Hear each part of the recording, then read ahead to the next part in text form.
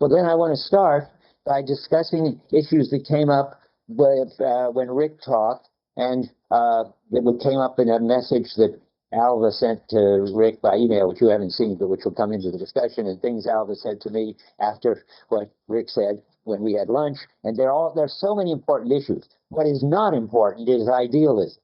We are not going to talk about idealism anymore till the last lecture.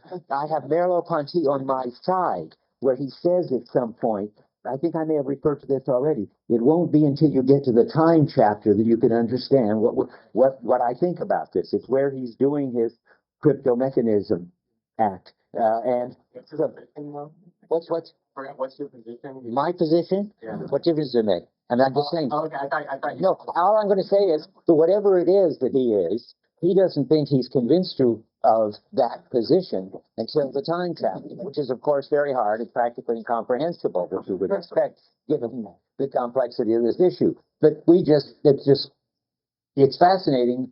But one, it's too early to discuss it, and two, no matter what he is, it doesn't matter. Because what's important is he's a terrific phenomenologist who's got an amazingly original and deep and convincing view of perception.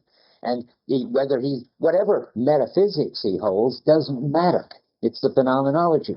That's why we don't want to go back and talk about it anymore. Not even what I'm saying. Cancel what I just said. Because we're going to go right into the issues, the phenomenological issues, and also psychological issues that got raised and that means I want to talk about the Gestaltists and Gibson, and because that was sort of on the margin of what Rick was saying, and it was what interested me and Alva centrally. So let's see where we are.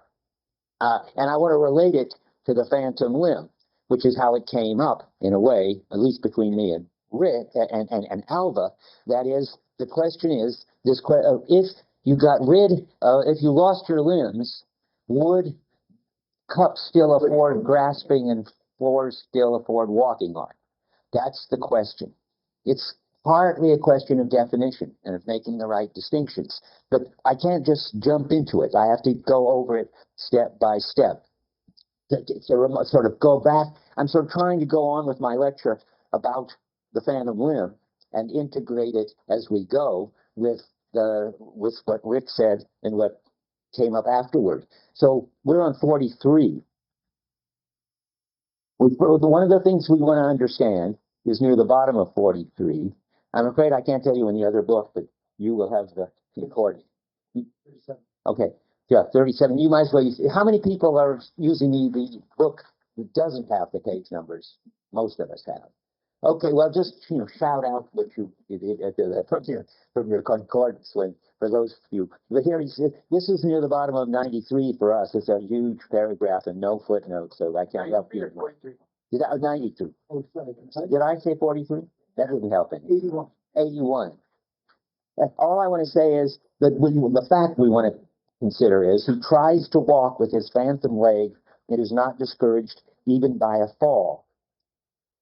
And now the first thing is just to understand what's going on there. Well, obviously what's going on there is the floor still looks walkable on. Now you might want to also say, and the leg feels still walkable on. But that's tricky because it isn't as if your leg normally feels walkable on and you stop and it still goes on like that. It's in the background. It's not an experience like that you're directly aware of. And because it's in the background, I think Merleau-Ponty wants to say, if you stop believing that you've got a leg to walk on, that doesn't mean that you won't still try walking on the floor and fall over, because it isn't as if that belief is what's keeping you in the circuit of the world, as Merleau-Ponty would say. It's that in the background you have the sense of the power to walk, that's something sort of diffusely in your body, and that sense of the power to walk doesn't go away just because your leg went away, and it doesn't go away even if your belief that you recognize that you don't have a leg. And he's talking about this at the bottom, right after this. but he can describe quite well, in spite of this, the peculiarities of the phantom limb, and if he treats it as a real limb, this is because, like a normal subject, he has no need, when he wants to set out walking, of a clear and articulate perception of his body. It's not some body image. It's not some uh, uh, what, uh, kinesthetic experiences that he has or hasn't got. He's got an overall sense that he can get around by walking, and since it's just in the background, it's very hard to get rid of. Going on, it's enough for him to have at his disposal as an undivided power, and to sense the phantom limb is vaguely involved in it. And so that's why it doesn't go away when when he loses it and believes that he's lost it. Um, because it continues in the background. I'll read you one more quote like that on the next page of our book. This is getting right before the next paragraph, about 10 lines before the next paragraph. The refusal of mutilation in the case of the phantom limb or the disablement and agnosia is not the deliberate decision and do not take place at the level of positing consciousness, which takes up its position explicitly after considering various possibilities. That's just another point. So now I tried to organize this lecture, but I couldn't. There's sort of a branch point here. I want to ask the question: what is it that continues in the background? What is this power, this vague power? And I'm going to get to that, but I was going to put that aside now and talk specifically about the issue about whether the floor affords walking and the cups afford grasping when you haven't got an arm or a leg. And I'll come back in a little while to this thing which I've left vague, and he leaves vague at this point, just exactly what is this background sense of having this power, which is my being in the world by way of my body. Yeah. I don't want to put it off course, but if you could explain for those of us who have been thinking how to go the concept of the background, or just try to articulate it in a way that... Oh, I see. Background. Well, it's not in Heidegger. He uses the word maybe 3 or 4 times in his Nietzsche lectures. I had to make a lot of effort to show that my reading of the background into Heidegger was not absolutely arbitrary. I don't know who uses the term background except me. It's Searle as a regular important concept. Do you? What? Husserl. Well, there, the horizons. Yes. Yeah, the hintergrund. The hint. Does he talk about the hintergrund? Yeah. Where? Hintergrund. Ooh. Well, that's something to look at. And I didn't know that, or I must have known it because I read it once, but I probably didn't think about background then. The person who put background, I think, into the foreground, so to speak, was Wittgenstein, who talks about the background a lot in On Certainty, the last book he wrote, and it's a kind of background acceptance of the world. It's very Heideggerian. In German, it's the Überkommene Hintergrund. It's the kind of background which you just take over and inherit. You don't have to have it ever explicit. Okay, now, and what is it? Well, it's what you always are taking account of, and you're taking account of, or not even that's already wrong. You're taking account of things, but you're doing that always on the basis of something else, which one would like to say is a belief system. Then it would be nice. You could just spell out the belief system, and you can imagine what a belief system is. It's a whole network of beliefs that Searle used to talk about a lot. And I don't think he does much anymore. But the background, as Searle is very clear in saying, isn't which he gets from Wittgenstein On Certainty, it isn't a bunch of beliefs. It's the taken for granted way you have of behaving and what you pay attention to and what stands out for you in your experience, the same thing. And I don't know how to say much more about it. It's your overall way of coping with things, I would say. You could try to say it's what you take for granted, but then again, that sounds too conscious and too explicit. And you might think you could make a list of things you took for granted. And you couldn't make a list of the background. So I don't know if that helps any. It's very hard to talk about. And it'd be very interesting, Olivia, if you can tell me where to look in Experience and Judgment, I will look at where Husserl talks The about. very first chapter. The very first chapter? Yeah. Oh, okay. Look, I mean, usually when Husserl talks about horizons and not background, then it's not very much like this, because his examples are that this building is on the horizon of the city, that has the city of Berkeley on the horizon, and it becomes a pretty different story about what you, oh, it's like the back of the house is on the horizon of the house. It's what you're not explicitly directly seeing, but which you're already taking for granted, or what was already showing up in what you're seeing. Husserl has an understanding of that to some extent, and but usually puts it in terms of this kind of spatial horizons, which is not a very helpful way to put it. But if he has the notion really of background, is it a Gestalt notion of background? I'm so intrigued. The thing is truly what you say is true, because Husserl means by background is what's behind the house sort of thing. But then he can here take this with the concept of style. Take back style. Yeah. Neat. Okay, I got to go look at it. That really is nice. I don't usually find things in Husserl that I like, but Experience and Judgment is one of the most close to Heidegger and close to things that I do like. So I should go look. Anyway, let's not get sidetracked. This is just telling you why it's hard for me to tell you much about the background. Did it help? Okay. So it's worth just noting that the term background isn't used by Merleau-Ponty. no, no, he has these funny terms like a vague power when he's talking about the body and so forth. I don't know what do you think the general term for that does the job of background is in Merleau-Ponty? Of course, he's got the Gestalt term, ground, but the ground is different than the background, because the ground is just what you're not paying attention to when you're paying attention to the figure. Now, it's true that the ground of the Gestaltists and Merleau-Ponty talk about is related to this other background, except that it's interesting that the Gestaltist and Merleau-Ponty ground can be made into a figure. You can notice it. You can pay attention to it. But the background, he calls it an atmosphere later in the Cogito chapter. It's like the water to the fish, and you can't turn it into a figure.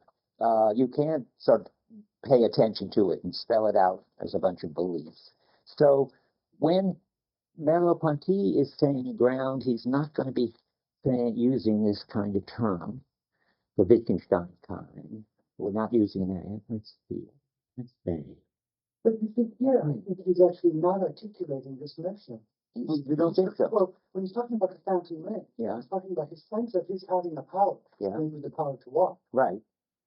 But it's part. But the way he has that power, I think, let's go look, is as part of this general something or other that you got when you've got a body. It might become clearer in the chapter which we're going to get to. So maybe we should just keep it. No, I agree with you. So the body, it's not the fountain ring. No, it's the body. The body has this peculiar background character where it's everywhere, and you can't. It isn't a question of belief, and it's like an atmosphere. You take it with you, so to speak, wherever you go. Okay, that's okay then. We stay on the same wavelength. So here we are. Now I said I would put aside what. Now I wouldn't have put aside what the word background means, and I'm glad you asked me now. What I'm putting aside is how much does Merleau-Ponty fill in this notion of background, so as to give you some kind of sense of what he's talking about? What is it that's always there, taken for granted in everything you do? What can you say about it? And is correlative with your body and so forth. I'll come back to that because it's something I think Alvin and I disagree about. But and I'm not sure what the answer is. I want to give it to you as a puzzle later. Okay, but now, so let's go back. Even if I manage to free out my tendency to grasp the cup and walk on the floor, then re-educate my arms and leg, as I sort of take them out of this general power and cancel them, which I can do with lots of practice and changing my habits. Remember, there is somehow an autonomous current running from the leg, and it's just normally for Merleau-Ponty, just part of this general coping stance I've got, but I can separate it out and learn to not believe it, so to speak, not act on it. It's that you have to relearn. And everybody knows you re-educate people who haven't got legs and arms, and eventually, I presume, they stop standing up and falling over. Just as I presume, and I'm always trying to find a phenomenon in our experience. Remember, I said when the electricity fails, my arm at least goes out to every light switch as I go into the room to look for the flashlight. It's absurd, but it's part of the general power I've got to get light. But I presume, although I haven't done it, that after doing that for, I don't know, a week or a month or whatever it takes, my arm will stop going out toward the light switch in every dark room I enter. That just won't draw me anymore. So that's all right. You can educate yourself finally to not do this, so that it'll stop looking graspable. I think Merleau-Ponty's talking about this on 95. We're about halfway down, right before the paragraph begins. In that way, the phenomena is absorbed into that of repression. By the way, I didn't put in the paper topics finally, though. You shouldn't if you take up the phantom limb issue in your paper, which is such an interesting one, from 95, I've said this, to 99, he's talking about repression and psychological issues, which he talks about a lot more and a lot better in the cogito chapter. Just parenthetically, this won't mean much to you, but I've gone this far. He's got this fascinating idea that what somebody doesn't know, which the normal psychology counts as something repressed, he thinks it's something that's gone into the background. So he turns depth psychology into breadth psychology. When something becomes so pervasive that you can't even make it an object anymore, it's gone from your consciousness, but it's controlling your life. And he can redo psychoanalysis in his terms, and he does. And he's starting on it here, but don't pay any attention to it. Skip it if you want, from where it says in that way on 95 until the paragraph on 99, which says, now why does the severing of the such and such nerves? And we'll get back to the other ones later. But I was going to read now on 95, just before, in that way. He says, how can I perceive the objects as manipulable when I no longer manipulate them? The manipulability must have ceased to be what I am now manipulating. What? Manipulable. Must have ceased to be what I'm manipulating and become, oh yeah, that's a whole other thing. But that's very relevant to this discussion. What one can manipulate. That is, emphasize now, how can I perceive objects as manipulative? Anyway, perceive objects when I can no longer manipulate them. And this is now the question that Alva raised after my lecture, when I said that cups would stop looking graspable, would stop affording grasping. Now, I'm not saying true things now. I'm saying things that I said. Alva said he didn't think that was so, that they went on looking manipulable. And I think the answer is yes and no. You need a distinction. And one way to make the distinction is what Merleau-Ponty next says. And I'll tell you another way to make it in what Rick said. But here he says, the manipulable must have ceased to be what I'm now manipulating and become what one can manipulate. So you see the idea. You look at a cup, and it's still certainly what one can grasp. It's just not what I can grasp anymore. That's what he says here. And I have this capacity to see things the way one normally sees them. It must have ceased to be a thing manipulable for me and become a thing manipulable in itself. He's got no objection to that. Correspondingly, my body must be apprehended not only in an experience which is instantaneous and so forth, but also in some general aspect in the light of an impersonal being. Well, that's just to say that I am capable with my body of doing and seeing things the way anyone with a body does and sees things, as well as having my particular body, which if I've got certain very good skills, I can do that nobody else can do. And if I've lost a limb, there are things that I can't do that everybody else can do, but there's also a level of what one generally does when one has a body. Now, that's another way to talk about this, and that gets us to Rick, is Gibson on affordances. You ask yourself, well, does the cup still afford grasping to somebody who hasn't got an arm? And there I thought what Rick said was extremely illuminating, a distinction I had never thought of. But it seems to be a very interesting and important distinction. It's the distinction between what the Gestaltists would say about the cup for somebody who's lost their arm and what Gibson would say. It affords grasping means is generally graspable by organisms with bodies like ours that can grasp things. Then it's something, a cup is something one grasps, and it doesn't, you don't lose that it doesn't lose that when you lose your arms. That's because it's really there in the world that the cup affords grasping. And that's how Gibson's going to use the word affordance. Well, what about the Gestaltists? Are they just wrong? No. And then Rick was saying this. The Gestaltists say, but there's something else. There is the solicitation. The cup does not draw me anymore to pick it up. I'm now assuming that I've reconditioned my habits and I've gotten re-educated toward my amputation. Then the cup it still looks affordable because one can pick it up, but it doesn't solicit me to grasp it. I think that's the important distinction, right? So a good example of how to use it is steak. So it looks eatable and delicious when you're hungry, but then once you're filled up and there's a steak there, it's no longer soliciting you. Okay. So we just make that distinction. And then there's still something left in Alva's question, which I'm not so clear about, though I don't know how to settle it. I have a strong feeling about it. But let me see if I've done what I want to do here. Now, let's read the top of 95, because here's where the Gestalt thing comes in. Merleau-Ponty is sort of talking about both these issues, and he knows there's a distinction, and he distinguishes it by bringing in what one does and what I do. But at the top of 95, he says, it is precisely when my customary world arouses in me habitual intentions that I can no longer, if I've lost a limb, be effectively drawn into, and the usable objects, precisely insofar as they present themselves as usable, appeal to a hand which I no longer have. So that is, withdrawn into is the solicitation business. I can't be drawn into it anymore.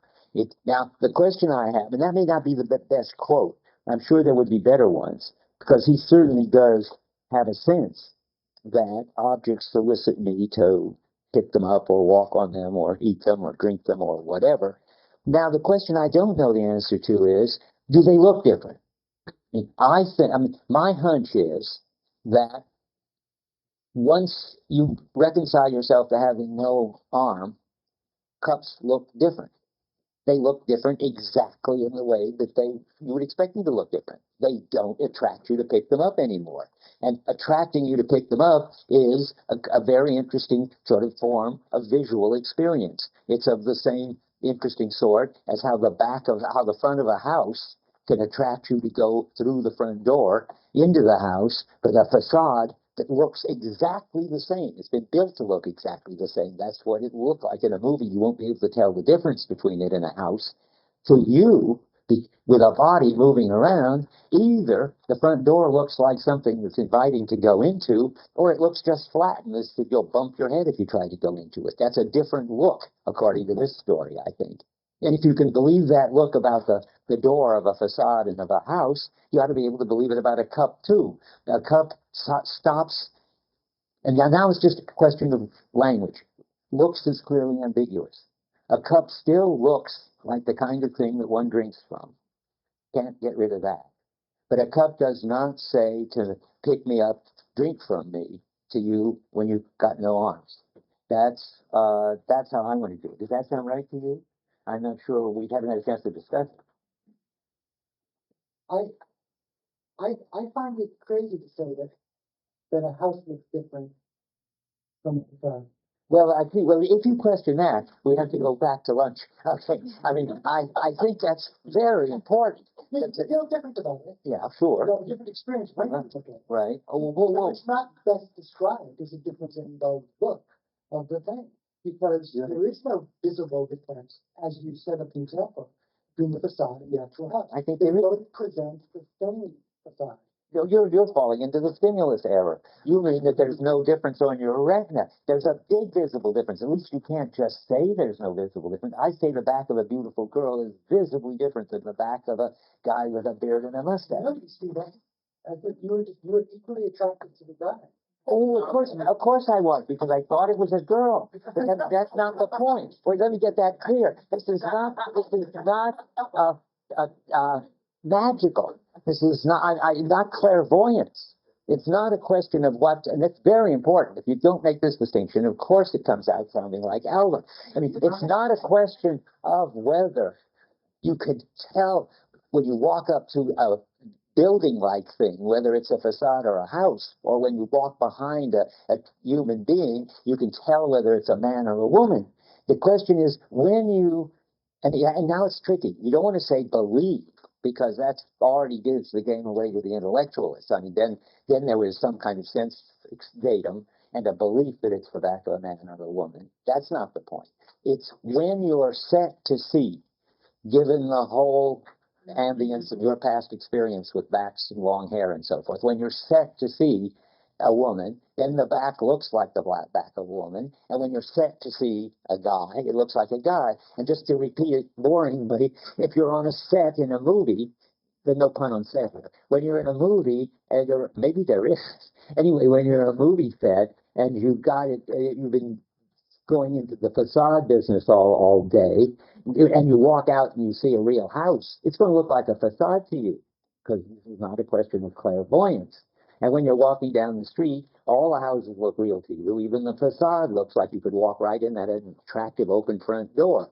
But the issue is, given what you are, and the best word I know for this is anticipated, already, facades, I claim, are visibly different than houses, and certainly that's what Merleau-Ponty claims. That this is not we're not, I don't think, disagreeing about interpretation. The whole book would be different if Merleau-Ponty thought that there was something called the visual experience that was the same in entities that I took for beautiful girls from the back and entities I took for hairy men from the back. That would be different. Okay. Yeah, I just wanted to say, I think your account is absolutely right. I have like. By the way, let's open the windows. It's not raining and there's no air. There was a breeze going out there. I see. Well, can some of you open them too? I mean, if it gets too cold, close them again. But every once in a while, a little air wouldn't hurt. Yeah. Yeah, I just wanted to say that I think the account is surprisingly right. I mean, I have personal experience where every semester, we live in this house, right, with a bunch of rooms. Every semester, we shift into a different room. Now, it takes me about 3 weeks. Like, I'll come home from class. I'll go to my old room with my key. And right when I'm about to put my key in the keyhole, and it hits me that this is not my room. And it takes Yeah. 3 weeks. And I Okay. keep going But you're good, but you're and 3 weeks later, though, that old room does not give the affordance of inviolable or welcomable. You know, it looks completely different, even though it's okay. Well, look, now you've gotten to the crucial point. That, I mean, you're taking my side. I mean, it's not a question. I thought you were just repeating the sort of obvious boring points of the light switch or whatever. That it takes you a while to get your body to recognize that the world is different. But if you're telling me now, and moreover, when your body does recognize the world is different, the world looks different, which is what you're saying. The room doesn't look inviting and comfortable anymore, and so forth. That's what I think, and that's what Merleau-Ponty thinks. And but it's so important that it's sort of amazing to be going over it again and again. But let me just repeat, the only alternative view I can see is that you have a sense datum of some sort. It's the given. And then you have an interpretation of that given. Now let me just put it in terms of the body, the back of the guy and girl again. In this story, the given stays the same, but you have an interpretation in one case that there's a woman and expectations of one sort. And the other, you have anticipations, let's say better, of the other sort. But when you've gone around and looked, and you drop behind again, it's the same visual experience you're having. It's just the different interpretation. So there is an identical sense datum in the two cases. That's the thesis that Merleau-Ponty denies. That's a version of the stimulus error, or it's a version of the indubitable given error. There are all kinds of reasons to think it, but and finally, it's a question of phenomenology. That's what's sort of depressing in a way. I mean, I don't know if Albert goes on insisting that it looks the same to him when he drops behind, and visually it's the same. He's got a different interpretation. I don't know what to say. Uh, we'll have lunch and talk about it some more. Yes, James. I mean, I think not that many people would deny the phenomenon of what you're talking about, but I think there is an issue of how to describe it correctly. And one way, I don't know if it's admissible to bring up the notion of content of a visual experience. Yes, I think that's all right. I mean, I don't know how many feel that comfortable with the notion of intentional content. I mean, that really amounts to how many people have had Searle, I guess, or maybe others. How many have come in any of your courses come across the talk of intentional content? Not all that many. Say it, but I think it's not. Well, I just wanted to ask you, I mean, would you say that the content, the visual content is different? Totally. And notice, and Searle is so helpful here. I mean, Searle, we gave a seminar in which Merleau-Ponty was in it. We were teaching it together. And Searle always gets, when he gets one of these things, he sees what's really interesting and he grabs it and runs with it. He comes up with the idea then that visual experiences have intentional content, and the visual experience of a house has different content than the visual experience of a facade. He's got no question about that. Now, and that sounds right to me, but I can't, and there's no reason to intentional content meaning sort of what you never mind. Oh, of course, if I tell you what it means, yes. That's all right. The choice between, well, the both these doing a sense spectrum, because you have a view according to which your vision of the guy stroke girl was has the same content that he has, and you then go through some returns. But that doesn't require the content you have, the shared feeling of meanings or anything like that. It's simply a question of where you put the marker down between belief and visual experience. Oh, hey, but I mean, that marker seems to be, now, this isn't just a linguistic question. I mean, somehow or other, we're trying to discuss whether it looks different afterward. And you could say, by visual experience, I mean, only that part of your experience with is the same under both those conditions or something. I don't know what that would be, but but there is a further funny complication, which I guess I'll mention. It sort of haunts me because Lewis saw finally that you came to believe the Gestalt point that houses and facades actually looked different. This could have been a disaster to his epistemology because the point was to find the perceptual given. And the perceptual given was what was supposed to be indubitable because you hadn't put any interpretation on it yet. And then you could interpret it as the back of a man or back of a woman or in front of a house or a facade. And then, of course, it isn't indubitable anymore. You can turn out to be wrong. So at that point, a philosopher that no one's ever heard of, and rightly so, I think, but was my thesis advisor nonetheless. What's my chalk in the book? And Roderick Firth saved Lewis. He got hired at Harvard, got tenure at Harvard because he saved Lewis by saying what's indubitable is the seeming to see the back of a beautiful girl or seeming to see the back of a man. And then it's related to you. That is, in other words, put the interpretation into the experience, into the intentional content. What happens there is the two issues come apart. That you can keep the indubitability and the Gestalt point by saying that the given is seeming to see a such and such, because that's still indubitable, that you seem to see a house, even if it turned out to be a facade. But that's got in it the claim that it looks different when it seems to be a house than when it seems to be a facade. So Lewis took that, and we don't care because we're not doing epistemology, and there are probably lots of issues in there. But that's the way you could go if you wanted to preserve the indubitability. But notice what you'd give up. You'd give up that anything was the same across the two backs, seen when you knew which they were. Because what would be, well, nothing's the same between seeming to be the back of a beautiful girl and seeming to be the back of a hairy guy. It turns out that they're totally different visual experiences now on first Gestaltist view. He was influenced by Schiller. But for your epistemology, you're all right, because you haven't made any claims that will be refuted, since you haven't claimed that they are the back. Blah, blah, blah. Okay, I gather that Stroud taught Lewis. How many took the epistemology course when Stroud was teaching Lewis? So bringing Lewis back out of total obscurity is not completely crazy. But we don't want to spend too much time on this. You already said something. Unless it's vitally important, I want to go on. But yeah, I do need to say one thing. Yeah. I'm not sure what the best way to put this is, but you yourself, a second ago, I think, referred on the real tension, which is that both Merleau-Ponty and C.I. Lewis recognize that they're confronted by the same problem, that you have a sense in perception of something that you don't really see, that's out of view. And you don't want to say that, so C.I. Lewis uses intellect, cognition, to get from what is given to what is experienced. So to what is the, okay, if you want to put it that way. Well, That's all right. to a sense that's present without being given. Right. But when it comes to Merleau-Ponty's view, you say the same thing, only you add it's not intellectual. You say it's anticipation, it's sense, something like that.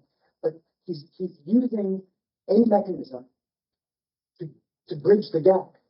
So, see, if what you said was right about the interpretation of Merleau-Ponty, that from the very start, we are aware of the healthiness of what we're seeing rather than the facadiness of what we're It's not the seeing. very starting sense that you don't know what object you're talking. But in the phenomenology, if you were really immediately given a house Right. and not a facade, then there'd be nothing to be explained in terms of set. Because set is supposed to be what gets you from the given to the housiness of the facade. I see. So phenomenologically, Merleau-Ponty, and in the primacy of perception is explicit. Yeah. He just says, how, in what sense am I aware of the backside of that which is given? Right. But that means I'm not aware of it just in a straightforward sense that I see it. Oh, I wouldn't put it that way. I'd say, in what sense does the backside visible in the front side? What do I need to account for that? Right, and you need something, you need something which performs the function, which the intellect is performing, and the other is the fear. Yes, something has to explain. I see what you mean. That's right. Something has to explain how you can, if you do, see the whole house from the front, as opposed to see the front of a house. And that gets explained by people like Merleau-Ponty in terms of set and readiness. But now there's a whole new peculiar move, an important move.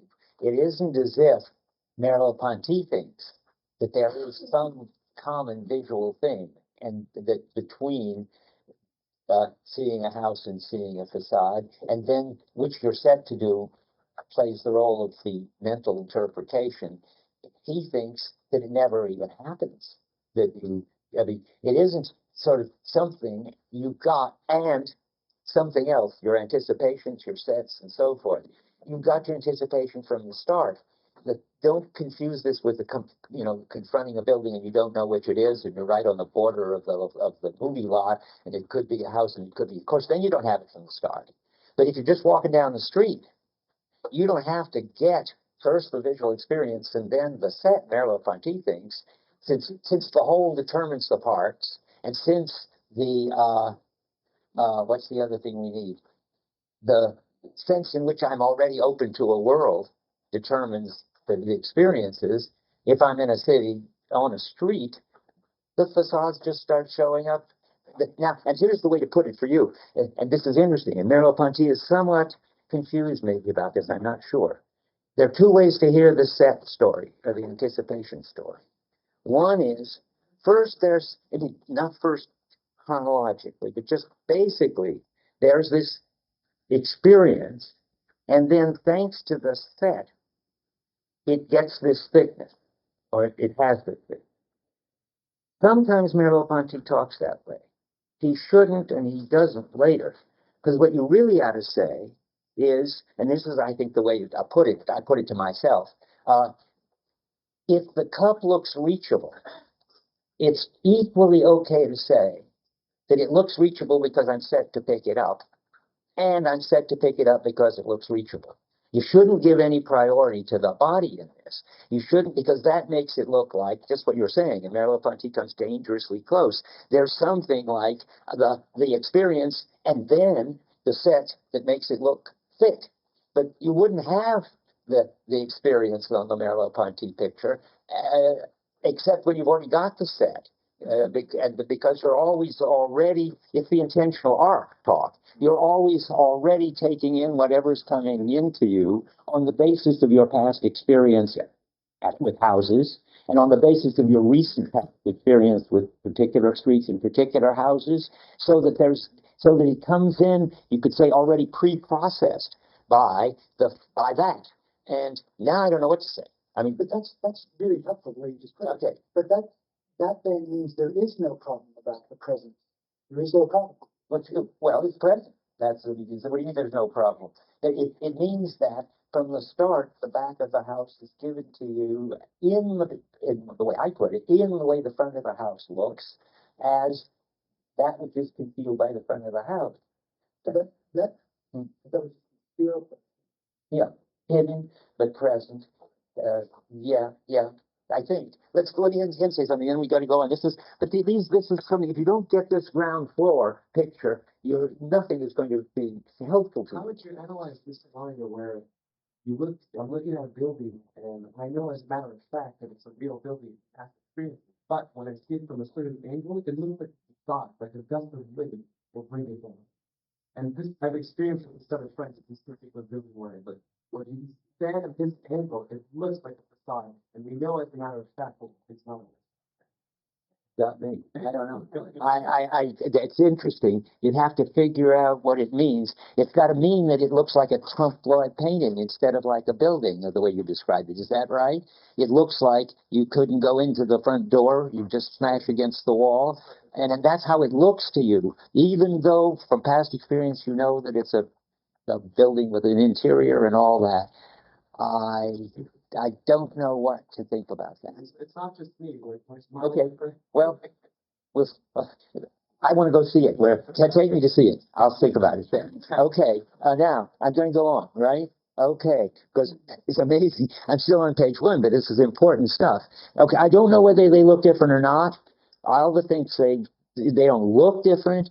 I think they do look different. I've now given you sort of the way it looks to Merleau-Ponty wants to think about it. Now I think I have to go on. And now what do we go on? Okay, it's totally related what happens next. And I want to go where I said I would come back to what exactly is going on, so to speak, with that background that he doesn't even call the background. What is this atmosphere? In fact, what is, in his jargon, what is the being in the world, which is neither subject nor object, that is the condition for there being subjects and objects. That's his talk. Notice it's Heidegger talk, but as some of you had Heidegger know, it's radically different than Heidegger talk, because he thinks ants have being in the world, and Heidegger thinks only human beings have being in the world. Although I could show you a place to make your hair stand on end where Heidegger talks about snails having being in the world. I think he must have just lost it for a minute. Not in being in time. But any case, Merleau-Ponty, but Merleau-Ponty and Heidegger both think that there is this global something or other, which is our openness to the world, which is prior to, in some very basic phenomenological sense, that it's always already there and makes it possible for us to encounter anything, objects and people and houses and so forth. And I'm trying now to say a little bit more about what that is, because that's very important. And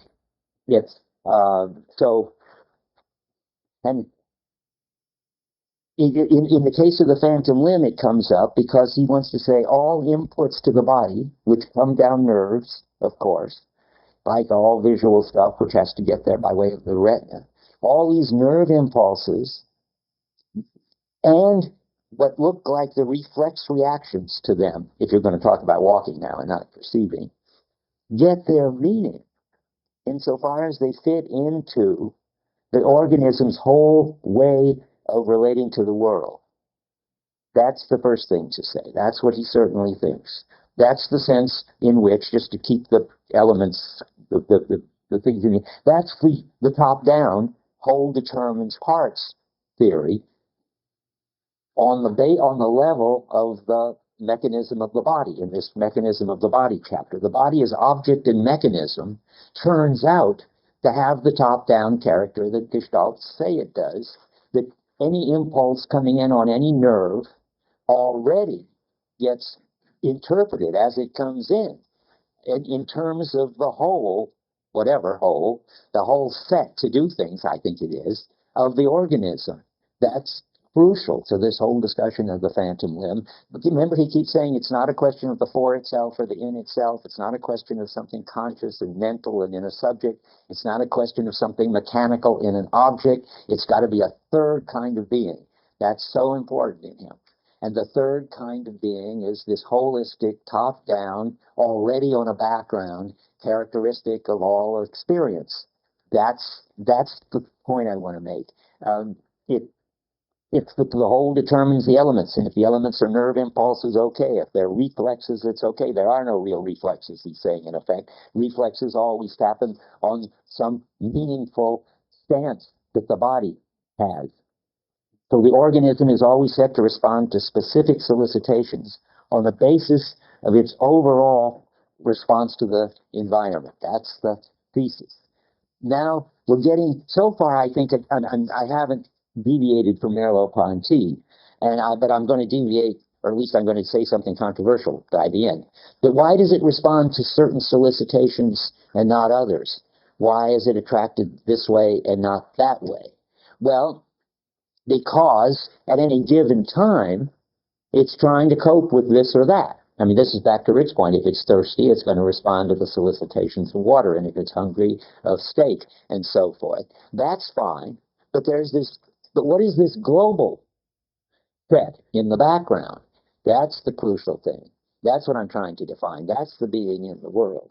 Well, then that's when I say, and I think he says something similar, though I wouldn't know what words he uses, that the organism is always set to cope, always set to find its way about in the world. And now I just want to go a little further and say, and I think it's in him, that the organism is always set to get an optimal grip on things, to balance itself, to not fall over, to reach for the object and not miss it, and so forth. Ultimately, the whole, which determines the meaning of the elements, and this, which is called being in the world, is this tendency to achieve a maximal grip. Now, I know Alva thinks that I'm reading maximal grip in, and I say I'm not sure that I'm not, because he only says optimal grip 3 or 4 times in the whole book. But when he's doing the phantom limb, he's awfully close to it, saying things like that. And I'll find them in a minute where I want to talk about them. Well, maybe I should now just go. No, I think instead of that, I'm going to go now and lay out the rest of the Phantom Limb chapter, which I would definitely can do in the next half hour. And let's hope that I better, because we're supposed to be going on to motility. So let's do it. So starting on we're now on page 89, sort of in the middle of the Phantom Limb.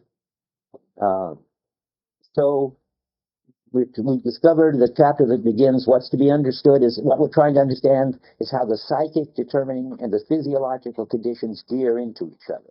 Well, that's this issue of what sort of other mode of being is there that gets these two modes of being to relate to each other at all. And that's just another way of putting, you need this third thing, and he says this in the middle,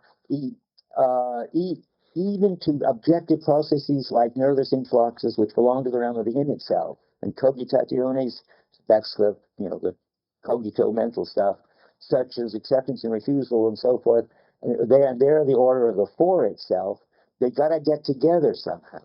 And then he says, finally, that they got to have some meeting, which is what he calls at the end of the paragraph, the middle term. That's the new kind of being. I'm just telling you where he says what I said he said. And when he gives you an example of the new kind of being, it's a kind of maximum grip story, because he then says, well, it's always got to do with the fact that we are engaged in an activity which is doing something. I mean, what are we actively ready to do? Well, in the insect case, that's why you keep it being in the world goes clear down to insects. The insect is trying to use its powers to get around it. And if you tie up one of its limbs, it'll use another to get around in the world, because what it's trying to do is get a grip on things, and it'll use, if you've got two arms and somebody ties up one of them, you'll use the other. And if you've got 6 legs and somebody ties one of them, you'll use the others. And that's the power he's talking about 15 lines down. The insect continues to belong to the same world and move in it with all its powers. And why does it do it? Well, you get, when he tries to tell you that there is this current activity flowing toward the world through the nerve, he gives you the soap bubble story of the soap bubble solving a maximum and minimum problem. And I think that he thinks that the insect is solving a maximum minimum problem, what he calls the vital problem. What's the vital problem? It's not just to stay alive. It's to be sort of successfully, actively coping. And it says that, in the middle of 90. Thus, what is to be found behind the phenomenon of substitution of one limb for another is the impulse of being in the world. Well, the impulse of being in the world, I think, is to solve the vital problem, is to get a grip on things, to stay alive, and that's and the point. I hope you can see this, because it took me till this time to see it as clearly as I think I see it now. When he talks about there being some kind of special nerve impulse going down the nerve to the leg and coming back again, and it can't be just mechanical, and it can't be just mental. It's always the idea that the nerve impulse is trying to do something. It's trying to get this grip, and therefore that's the third thing. The idea that you wouldn't know what's wrong. Well, just a final point. It's got we have to understand the organism as a whole. It's trying to get that grip, and good. And no, I have to say the other half. We've each got half. The organism is trying as a whole to get a grip, and right now it's using that nerve impulse to do it. That's why you can say a current, because he's got this phrase that I've been spending years trying to figure out. A current of existence is going down the nerve. What can that mean? Well, just what we said together. From the top down, namely the organism trying to get a grip, it happens to be using right now that nerve to do it. So you have to be able to see it that way to understand the phantom limb. And so you talk about the current of existence going down the nerve. The existence of the whole organism. Yes, the current of yes, it's the whole organism trying to be in the world, trying to exist, trying to get a maximal grip, I think, which is now using that limb because it hasn't got another if it's the insect, or using that limb because even though he hasn't got it, if you're a phantom limb person who doesn't know it yet, there's a current of existence going down that nerve because it's got when that nerve fires, it's got a meaning. It signifies something. It's the nerve is firing the way it's firing because the organism is trying to do something, and what it's trying to do, I think, is to get a grip. And so we could agree about that. I think that's so important and so hard. I think if anybody, unless you're a lot smarter than most people, I think, if somebody came up and said, this is a crazy book, he talks about an impulse of existence going down the nerve. What in the world could that possibly mean? And it's taken me till this time to think I now do get it. And I think it's interesting. And it's a version of the top-down story, which is the structure. Or it's a version now, remember, of how being in the world is there in the background, always determining the significance of what goes on, and also of every impulse that you use when you act, and also of every bit of light and energy that comes into your sense organs, all are being determined top down by what the organism is trying to do, or trying is too mental, what the organism is just led to do in the world. And remember, just to put it extremely, that the organism is led to do what it does in the world because of the world. I'm going to say that again. I mean, it isn't just on the coming from the organism and the nerve, but the nerve is trying to, the organism is trying to get a grip on the extremest statement of that, to the point of complete madness. I wasn't even going to read it, but it's so weird. Where is it? I have to find it. It's the last sentence of, I think, the previous chapter. Yes, it's weird. On 83, I thought it must be the French, but it's not. It's there. So let me read this. The last sentence on 83, the last sentence of experience and objective thought. And since the genesis of the objective body is only a moment in the constitution of the body, by withdrawing from the objective world, will carry with it the intentional threads, this is what we're talking about, linking it to its surroundings and finally reveal to us the perceiving subject as the perceived world. Well, either that's a misprint in the French, because you would think he was going to say, I will reveal to us the perceiving subject and the perceived world. But no, he says that. He says, and that's because we are just this openness to these affordances, and that there's nothing else but my power to respond to them. And that's why there are these affordances, but also that's why there's me. For those who know being in time, it's just his version of this amazing sentence, Dasein is its world existingly. That's it. I mean, if you sort of empty out everything from the mind, except this power to get a grip, and everything from the world, except that it solicits you to get a grip, then the perceiving subject, the perceiving subject is the world perceived. And vice versa.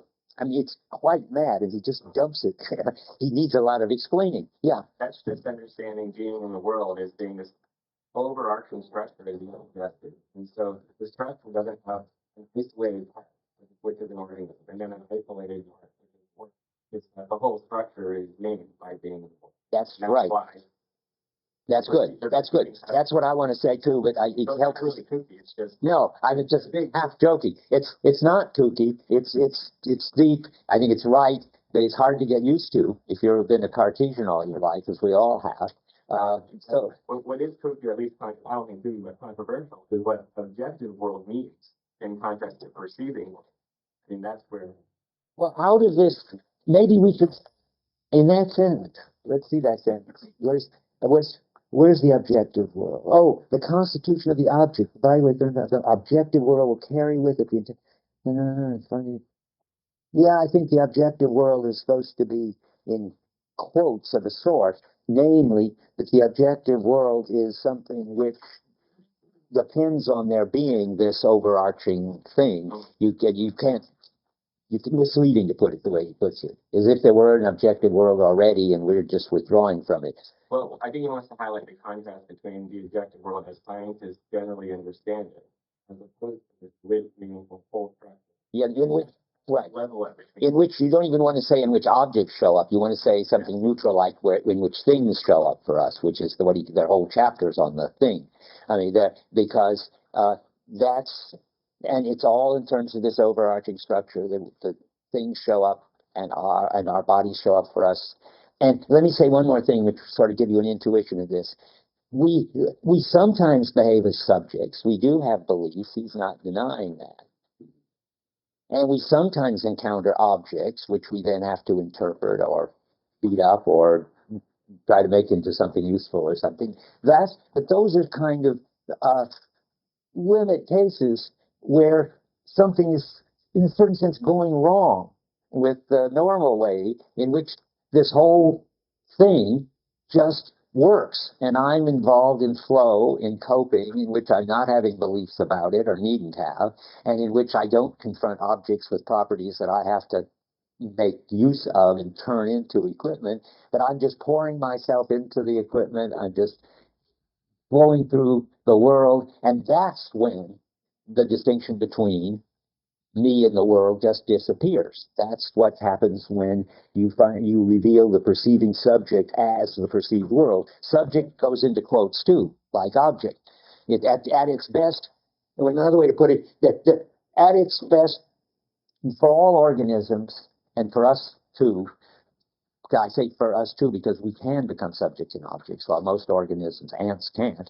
But for all organisms, when they're doing what they're doing best, namely coping, there isn't any distinction between subjects. There aren't any subjects and objects at all. And subjects and objects are sort of the limit that you can go to. It's sort of like in my picture of it, there's this being in the world.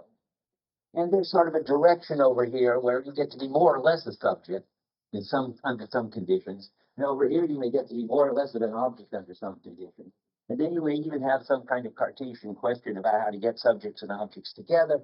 But all of that is completely derivative from and within this third thing, this third kind of being. Where's somebody? I saw a hand back there. Yeah, I'll give you. What we call the objective world of the sentence. Yeah. What it is the step from a Husserl study, again, in experience and judgment, the fact that the objects are just constituted by the consciousness, and that one has to have that. But he's not going to say that. Not Merleau-Ponty. But objects are constituted by He consciousness. draws on this theme, he says, Well, since he says that one has to remember that we constitute, we give their independent being, we give their independent being, sort of this in itself for us thing. We give the being to the objects around us by moving our body. And this is what Husserl says in thing in space and in experience and judgment. This is what's going on. When he's doing it, it seems to me, that's just when he's not being true to his own Heideggerian ideas, because that gives too much priority to us and our bodies, it seems to me. When we really do it, when he's doing it right, it's in the field of being in the world, of the openness of the organism. That's right, but he draws on what Husserl said to show that it's not enough. Oh, well, okay, good. He's often doing that. Oh, I meant to tell you, by the way, good thing, that something that you should be careful of when you're reading the next assignment, which is going to be, because I'm not going to get to it enough to tell you much about it, but I'll get there next time. But on 103, the experience of the body in classical psychology, that's really Husserl. And he's not, and it's interesting, I'll be interested to see what Olivier, who studies this Husserl Merleau-Ponty connection, thinks about it. It stays pretty much Husserl, at least until 105, where there's this footnote where he talks about bodies never completely constituted, and then he refers to unpublished Husserl manuscripts. But it isn't as if he's agreeing with it or disagreeing with it, but it's all put in a way that even on 107, it's still compatible with Husserl. We'll talk about that more. In fact, I think probably the whole chapter is, he is saying, a kind of Husserl line and playing down his line. And we will talk about that. It's a very, because there's always a sense in which he will go so far with Husserl and then he has to branch off. Let me remind you what that is so you won't forget. Bear in mind, always, that the difference between the transcendental field and the phenomenal field that he makes a fuss about. If you find yourself asking, what is our consciousness of this? And how does our consciousness of this constitute our experience of this? You're in the transcendental field business of the wrong sort. You're bringing it all back to the consciousness of a constituting transcendental subject. Now, the phenomenal field is transcendental too, but if transcendental just means that it's the condition of the possibility of encountering anything. But the transcendental field, when Husserl hears it, it's got to do with subjectivity and consciousness. But when Heidegger hears it, we're back to that again. It's being in the world. It's the phenomenal field understood as where the buck stops. That's the order of things. That doesn't get constituted. That's constitution is finally, I think, Husserl's word, not Merleau-Ponty's. I think you've got to give up constitution as an activity of a conscious transcendental subject if you really got the Heidegger picture that the ultimate thing is being in the world, which is neither subject nor object, which is always already organized. One way, ask yourself, No, enough of that. Going back to this. We have to have lots of talks, Sylvia. I don't understand why you think this has much to do with Husserl, but but I may just be repressing the Husserl in it. Let's see. So here we are. We're looking now. We're going on to the body as object in mechanistic psychology, and we are, or are we? Is that where the phantom limb is? Are we in the phantom? Yeah. Okay. We're still in the phantom limb. In other words, 89. I want to say what. That's the common term. I'm catching up with where I was. Maximum grip where I was. Okay. And all of this is pretty much, I've explained it all now. There's this current of activity that flows down the nerve. We've talked about that. Uh, there's this top-down story on 91. It's the global presence of the situation which gives meaning to the partial stimuli and causes them to acquire importance. Notice that. I mean, that's sort of coming from the world. The global presence of the situation, not consciousness, not my anticipations, not even, or expectations. The global situation gives meaning to the partial stimuli and causes them to acquire the importance, value, and existence for the organism. That's that's right. And it's right only in the sense that it's half right, but usually he forgets this and gives all the power of constituting or organizing experience to the body. But you could equally well say that it's the situation that organizes it all.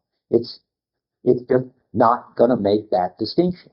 The biggest being in the world story is not going to be analyzable in terms of what the body does or in terms of what the situation does, because it's what makes it possible for them both to do it in collaboration together. And then remember, just keep saying to yourself, the cup looks reachable, and therefore I'm set to reach it, and it looks reachable because I'm set to reach it, and I'm set to reach it because it looks reachable. If you keep saying that sort of mantra to yourself, you will avoid falling into Husserl and be a good Heideggerian. So now let's see. So we get to this thing called being in the world. Um, I wonder if I shouldn't look more at this situation because it sounds like the best statement. The reflex does not arise from objective stimuli, but moves back toward them, invests them with a meaning which they do not possess, only when taken as a situation. It causes them to exist as a situation. Well, I don't know. That's got too much reflex stuff in it that we haven't talked about. It's got to do with the intention of our whole being, says that. And then we're back to being in the world. Although one would take the sense of giving priority to the reflex. the organism itself. Yes, I know it does. It goes back and forth. On that one, he's not clear until he gets to the next book, which is unfortunately totally not clear. And that's The Visible and the Invisible, the unpublished manuscript he was working on and he died. Which, if you think this is a mess, you should see that one. Because it's working notes. The part that isn't working notes is pretty clear, but it doesn't get beyond the phenomenology of perception. And when he does, he's clear that there is equal priority, so to speak, for the body and for the world, and he calls the whole thing the flesh. That's his new name for the overarching being in the world. But he stresses, I think the only thing wrong with the phenomenology of perception, from his point of view, if I understand it, is this tendency to make the body the organizing principle. And I think that in The Visible and the Invisible, he's clear that the body doesn't organize the world any more than the world organizes the body. So we'll just call the whole thing the flesh. That's how I read it. Is that how you read it? You're looking worried. I think you can see the body as the center, organizing center of the world in phenomenological perception. I agree. Because you can see that, you can figure out the proper correlation between the body and the consciousness. And as soon as you think you leave the consciousness point of view, that is invisible and the invisible, then the world and the body are correlated. Okay, we do agree. Good. It would be bad if we didn't. Let's go on then. Let's see now. Where am I? I'm just looking at all the things that say. But I'm puzzled. I really want to go on. Just ignore this question if you don't want to do it. Okay. I'm puzzled now how this view of the sort of equality of the body world, self-creation of the situation, fits with the prominence you're giving to maximal grip and intentional. Well, seems so much to be about taking up. I see.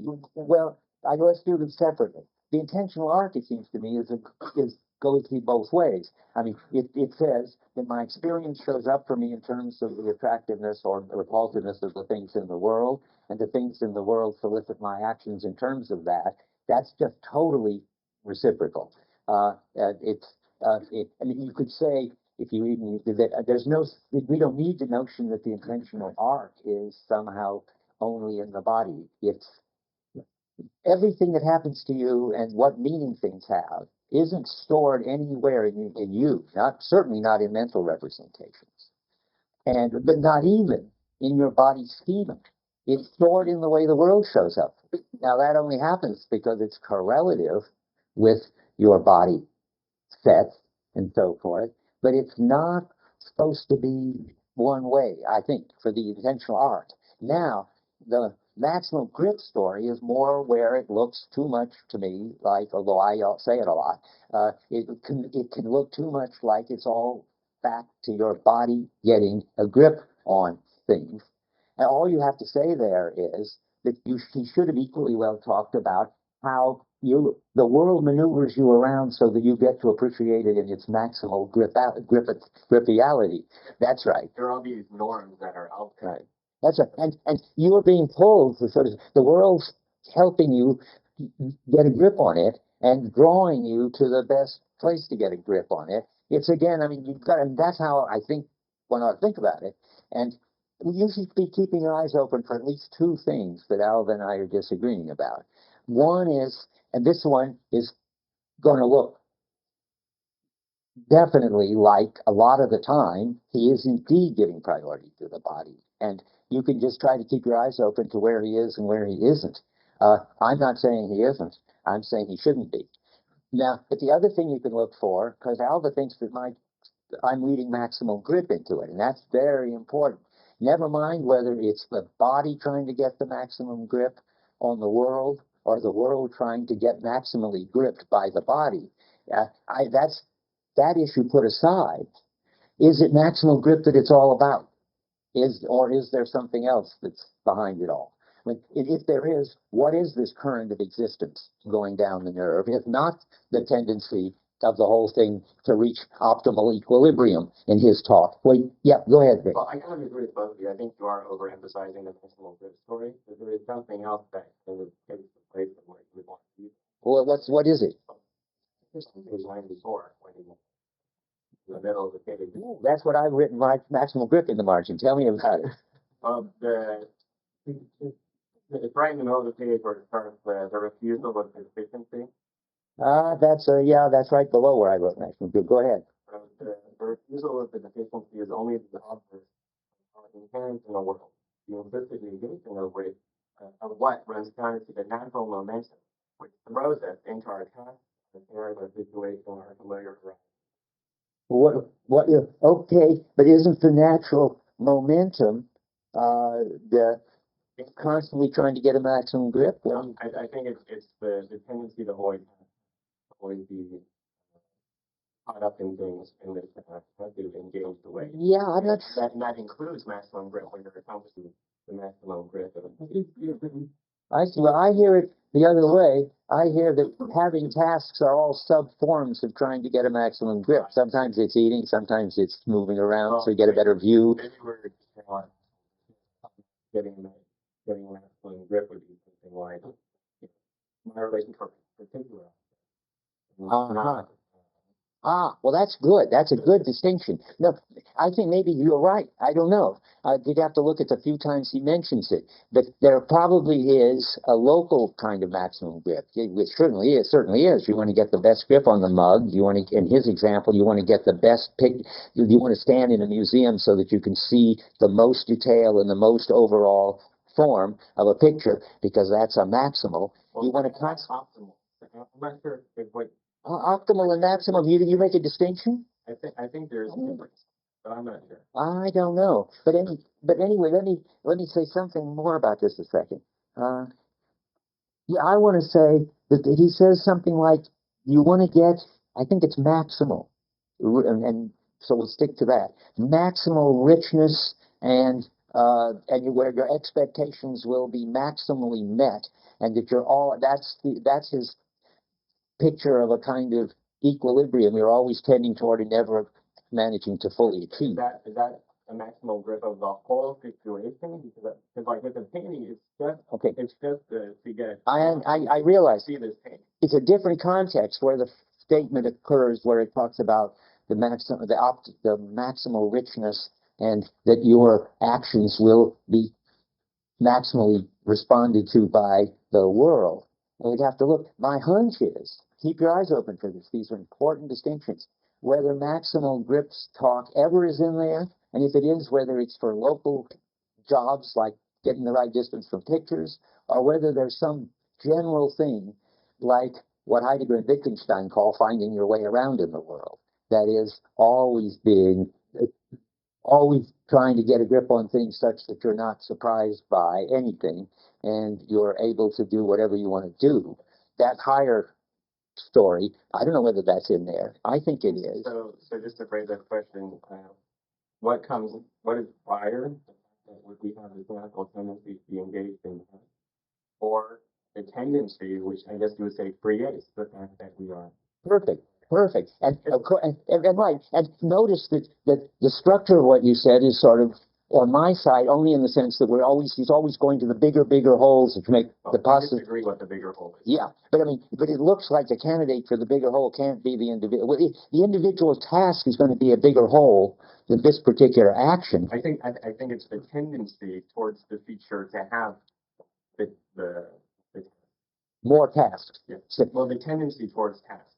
Okay, well, that's getting close, because if you want to know sort of that's almost there to a global optimal grip, because the tendency toward tasks why are there tasks? Well, because there's constantly things that aren't working out like you would expect, or you can't see them very well yet, or you want them but you can't reach them. I think you see the picture I had of it, and this sentence is in front of me, and then somebody else can talk.